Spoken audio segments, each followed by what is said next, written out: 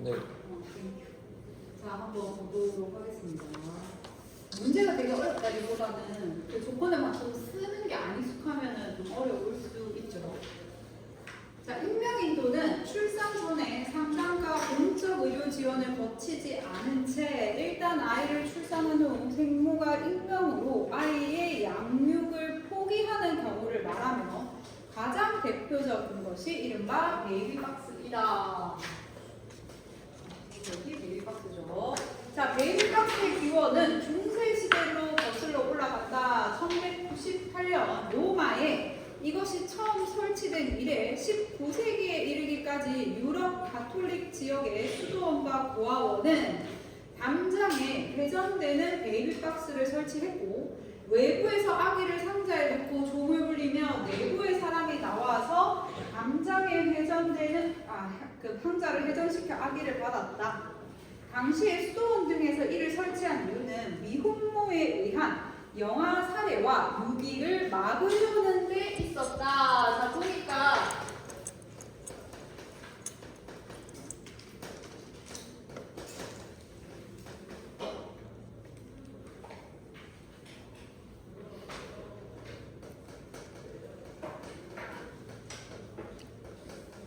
보통 이런 거는 피치 못하게 아이를 낳는 경우들이 좀 대부분이죠. 자, 그럴 경우에 아이의 존재 자체가 자신을 살아가는데 위협될 수 있으니까 아이를 버리거나 또는 낳고 나서 아이를 죽이는 경우들이 있었는데 이걸 막기 위해서 베이비박스가 설치되었다고 합니다.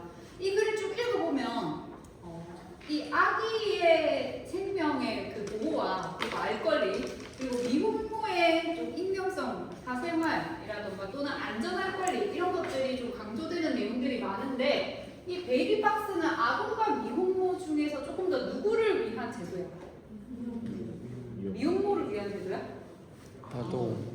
여기서 아까 방금 읽은 데서 뭘 막기 위해서 이걸 설치했다고 되어 있습니까? 영아 살해. 영아 살해와 유기를 막는다라고 하죠. 누구에 의해서? 미혼모에 의한. 그러니까 이거는 아동의 생존권을 조금 더 보장하기 위해서 만든 제도라고 할 수 있습니다. 상대적으로 미혼모 자체의 안전이라던가 또는 위생이라던가 이런 것들에 대한 보장은 거의 없죠.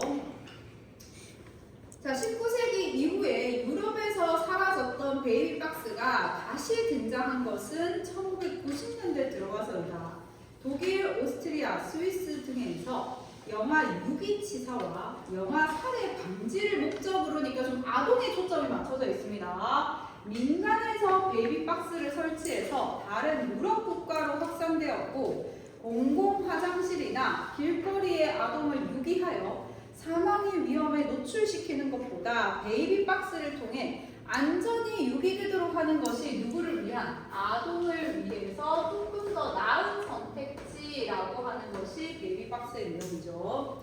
그러나 베이비박스에 대해 아동 보호 문제를 민간에 맡기고 정부가 이를 관리 감독하지 않는 것은 부적절하고 이로 인해 아동 복리가 위해가 발생할 우려가 있다는 문제가 제기되었고 이에 대한 대처로 20세기 프랑스에 도입된 것이 익명출산제라고 합니다.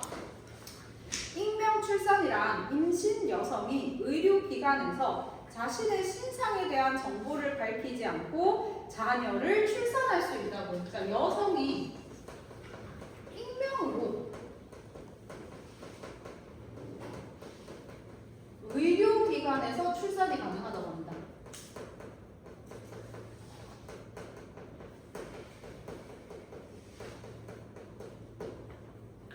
자, 생모의 익명성이 보장된다는 점에서는 베이비박스와 차이가 없으나 의료기관에서 자녀를 출산함으로 산모와 아기의 건강과 생명을 보호할 수 있다는 점에서 베이비박스보다는 진보한 방식이라고 할 수 있다. 자, 이 둘의 차이에서 공통점은 산모의 익명성이 다 보장된다는 것.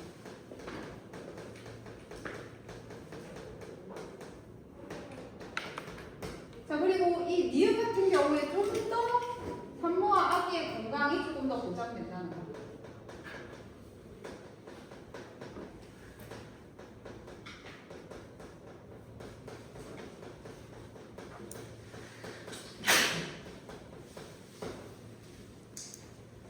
자, 하지만 자, 익명 출산이 공식적으로 허용되는 나라에서는 상담 과정에서 생모의 인적 사항에 관한 정보를 남기도록 권유하기도 하지만 최종적인 결정은 생모의 판단에 따르며 강요하지 않는다.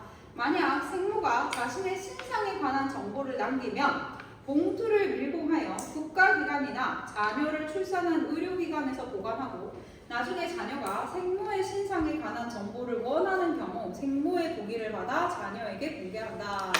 그러나 생모가 자신의 신상에 대한 정보 공개를 반대하는 경우는 자녀에게 정보를 공개하지 않는다. 자, 유사한 제도로 2004년 체코에서 실시된 실내 출산제가 있다고 합니다. 자, 이 제도는 2014년 독일에서 입법을 통해 본격적인 제도 틀을 갖추었는데 임신한 여성에게 의료기관의 임명 또는 가명으로 자녀를 출산할 수 있다는 기회를 보장한다는 점에서는 익명 출산제와 같지만 신상 정보를 반드시 남기라고 합니다. 자, 그래서 요것까지는 동의하지만 자, 차이가 있다면 신상 정보가 필수라고 하죠. 여기서 앞에서는 이 신상 정보에 대한 내용이 권유였죠. 되도록이면 남겨라 라고 하지만 자, 생모는 신상 정보는 밀봉해서 보관하고 아동이 16세가 되면 열람할 수 있다.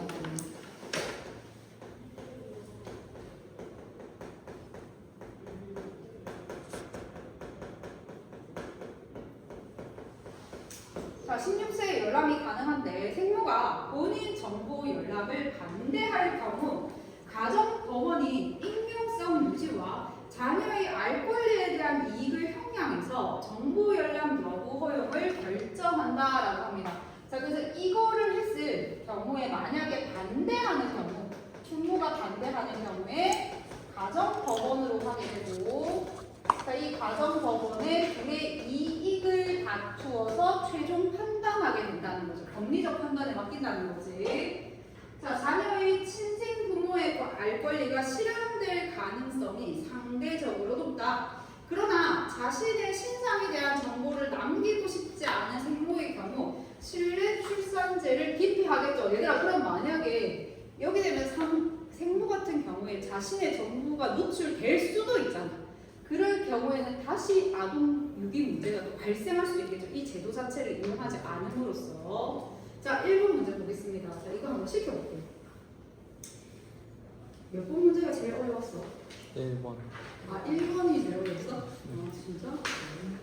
자, 기억 기은 디귿 중 보기에 제시된 입장에 가장 부합되는 제도가 무엇인지 쓰고 이유를 서술하되 기본권 중 입불과 관련된 것을 모두 포함해라. 그러니까 여기 기본권의 내용이 평등권, 신체 자유, 사생활의 비밀과 자유, 양심의 자유, 알 권리 중에서 해당되는 용어를 쓰라고 되어 있고 이걸 활용하라고 되어 있고 자, 보기는 보니까 어떤 제도가 여러 사람의 각기 기본권을 제한하는 경우 헌법의 통일성을 유지하기 위해 상충하는 기본법 모두가 최대한 그 기능과 효력을 발휘할 수 있도록 조화로운 방법을 모색하되 각 가정에서 다른 입장에 놓여있는 당사자들의 법적 이익을 비교하여 가장 적합한 방법을 선택할 필요가 있다. 자, 지금 여기서는 기본권이 제한되는 경우가 꽤 발생하죠. 자, 그러면 산모의 입장에서 얘들아 이 어떤 기본권을 가지고 싶겠어? 사생활의 비밀과 자유라는 기본권을 충분히 보장받고 싶겠죠.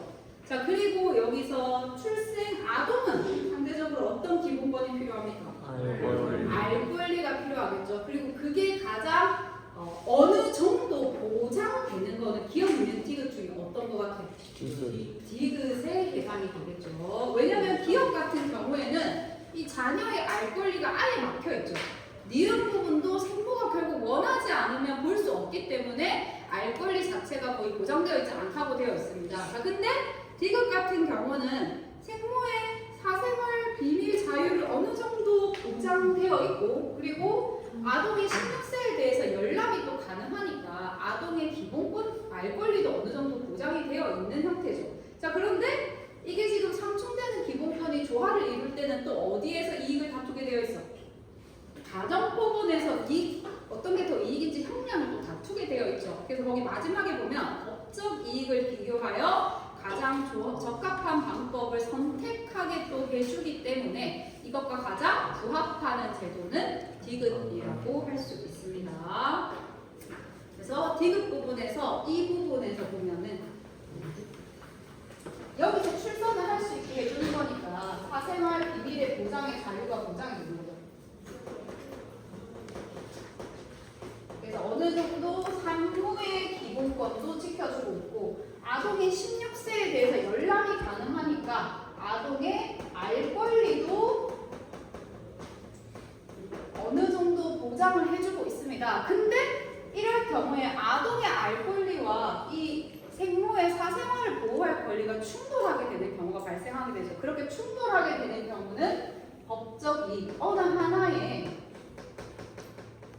기본권이 다른 것의 기본권을 침해할 경우에 법적 이익을 따지게 하는 것까지 얘기하고 있기 때문에 디귿과 가장 부합하는 우리 설명이라고 할 수 있죠. 자, 그 다음에 두 번째, 보기의 내용에 따라 이 세 가지를 두 유형으로 나누고 분류 기준을 서술하라고 되어 있습니다.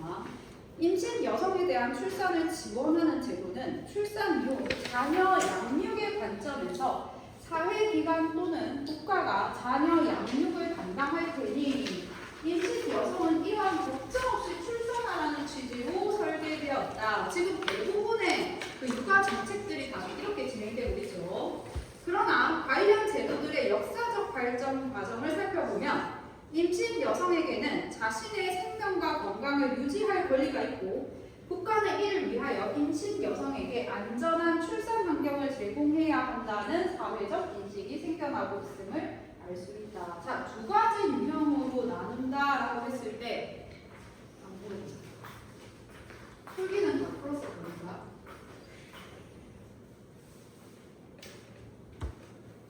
오늘 지각한 학생 이름 뭐지?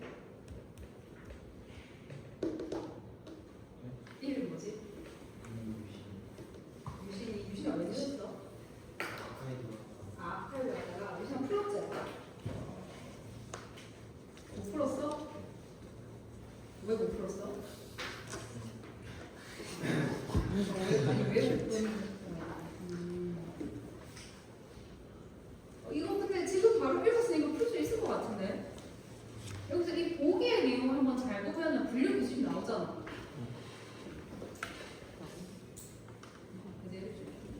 자, 그 뒤에 학생. 이 보기를 보면 분류 기준이 나오는데 분류 기준은 뭐로 잡으면 되겠어? 이 보기 내용을 가지고 분류 기준을 보면.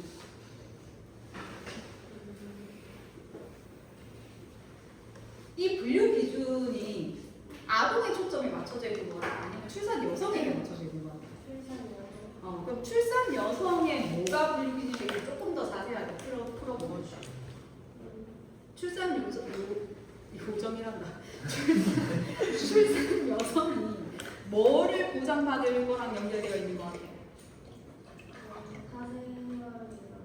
사생활. 근데 여기 보기에서는 사생활이 없는데 2번에 보기. 여기서 만약에 이게 사생활이라고 하는 분류 기준을 모른다면 얘들아 이 기업 니은 디귿은 어떻게 분류를 해야 될까? 사생활이라고 여성의 사생활을 보장할 권리라고 한다면 기업 니은과 디귿 이렇게 구분할 수 있겠죠. 근데 여기 보기에서는 이 출산 여성의 뭐가 분류 기준이 될 수 있겠습니까? 생명권.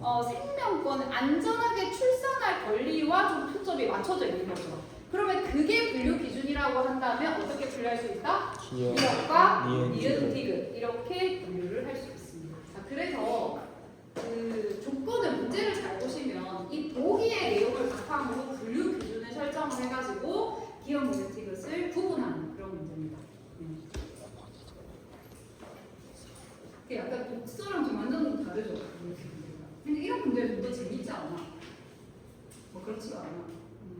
네, 이게 다 예시 답이 있어요.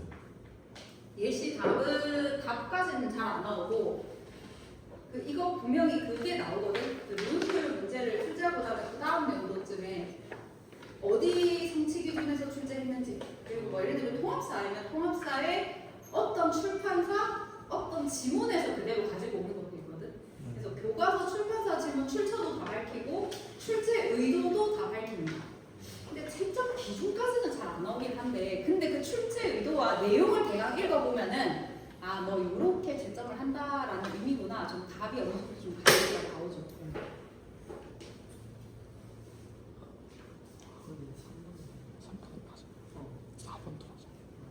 자 그러면 3번 보겠습니다.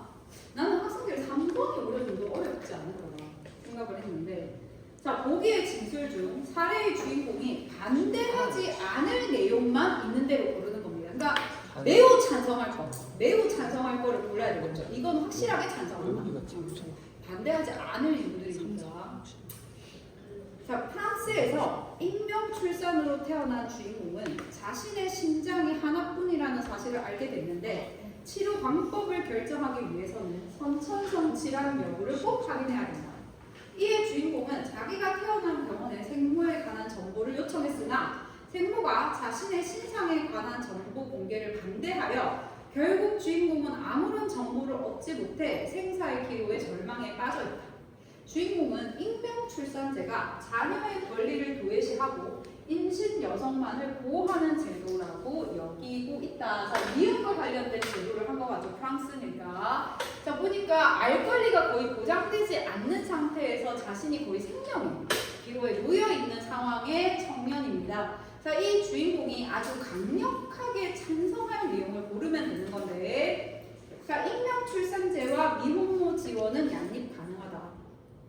특별히 반대를 하거나 찬성하거나 이거 별 내용이 관련이 없죠. 자, 임신 여성의 권리가 아직 태어나지 않은 아이의 권리보다 언제나 우선한다. 이거는 완전 반대 안 하지, 그지? 자, 생모가 누구인지 알 수 있는 기회를 전면적으로 박탈하는 것은 헌법에 위반된다에 대해서 어떻게 하겠습니까? 아주 강력히 찬성을 하겠죠. 자, 3번 맞는 내용이죠. 자, 익명 출산으로 태어난 아동이 원하는 경우 생모의 신상 정보를 공개하는 것을 원칙으로 하는 제도가 바람직하다. 이 주인공은 이 제도에 대해서 어떻게 하겠습니까? 찬성하겠죠. 자, 일반적으로 생모와 출산한 자녀로 구성되는 원가정을 보호하는 것이 아동의 최선의 이익에 부합하지만 항상 그런 것은 아닐 수 있다. 자, 여기에 이 내용이 무슨 말인지 알겠는데요. 생모와 출산한 자녀로 구성된 원가정을 보호하는 것이 아동의 최선의 원칙에 부합한다는 건 아주 일반적인 가정을 이야기하는 거거든. 그런데 항상 그런 것은 아닐 수 있다라고 하는 거는 미혼모가 자녀를 출산하는 경우를 이야기하는 겁니다. 원래는 우리가 산부인과나 이런 데서 출산할 때 당연히 생모 기록이나 이런 걸 다 하게 되는데 그럴 경우에 이거 자체를 이용하지 않는 경우도 있죠. 예를 들면 이렇게 신상 정보가 필수로 되는 경우에 미혼모의 경우에 이거 자체를 이용하지 않을 경우도 있잖아. 그렇게 되면은 아동의 이익에 부합하는 게 아니고 생모가 자신의 비밀권을, 그 사생활 비밀을 보장받을 권리를 더 우선시하겠죠. 그러면 결국 유기할 수도 있게 돼요. 유기할 수 있게 되면은 아동의 이익에 늘 부합하지 않을 수 있다라는 거죠. 그래서 5번 같은 경우에는 익명 출산제가 필요할 수 있다라는 내용으로 해석을 하시면 됩니다. 익명 출산제가 필요할 수 있다.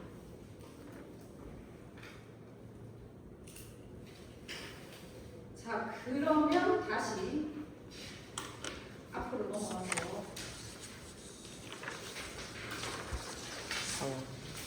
자, 응고 관련해서 절대 음감과 응고 음정 문제 볼 건데